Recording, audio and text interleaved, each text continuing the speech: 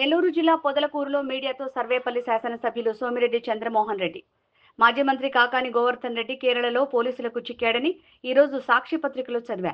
కేరళలో సేద తీర్చుకుంటుంటే పోలీసులు అరెస్ట్ చేశారట. అక్కడ ఒక బాడీ మసాజ్ సెంటర్లో దొరికాడని సోషల్ మీడియాలో జోరుగా ప్రచారం జరుగుతోంది. ఇప్పటివరకు 55 రోజులుగా అజ్ఞాతవాసం, ఈ రోజు నుంచి జైలు వాసం గడపబోతున్నాడు. గోవర్ధన్ రెడ్డిపై పోలీసులు అక్రమ కేసులు బనాయించారంటూ వైసీపీ నేతలు తెగ బాధపడిపోతున్నారు. కాకానికి సంబంధం లేకుండా వరదాపురం రుస్తుం నుంచి 60,000 టన్నుల క్వార్ట్జ్ తరలిపోయిందా? కొల్లూరు డేగపూడిలో అక్రమ మైనింగ్, తోడేరులో డంపింగ్ గోవర్ధన్ రెడ్డికి తెలియకుండానే జరిగాయా? పత్రికల్లో, టీవీల్లో చూసాం. మాట్లాడుతూ చెప్పలే, పత్రికల్లో, సాక్షి పత్రికల్లో కూడా చూసా. మాజీ మంత్రి కాకాని గోవర్ధన్ రెడ్డి కేరళలో దొరికాడు అని సాక్షి పత్రికలో. కేరళలో ఏదో ఆయన స్వేద తీర్చుకుంటుంటే పోలీసులు అరెస్ట్ చేశారంట. ఎక్కడో మసాజ్ సెంటర్లో ఉన్నాడని చెప్పి సమాచారం. సోషల్ మీడియా అంతా బాడీ మసాజ్ సెంటర్లో దొరికాడని. ఇంచుమించు ఈ 55 రోజులు ఆయన అజ్ఞాతవాసం, ఇప్పుడు ఈ రోజు నుంచి అరణ్యవాసం, జైలు వాసం.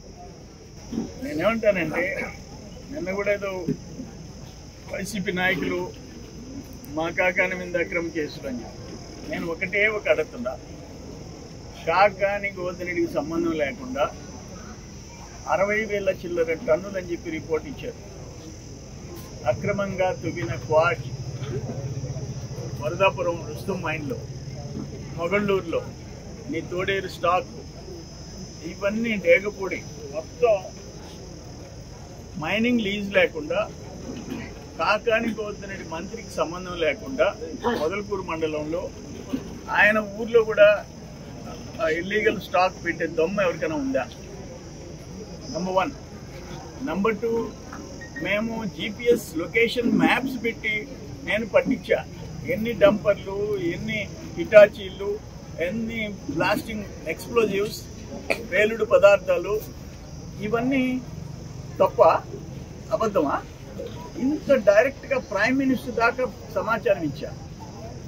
కిందుండే ఎస్పీ, కలెక్టర్లు, chief secretary, DGP, director mines and geology అందరికి ఇచ్చా. ఆఖరాన్ని ప్రైమ్ మినిస్టర్కి ఇచ్చిన దాకా ఆగలే. ఇవన్నీ అబద్ధమా?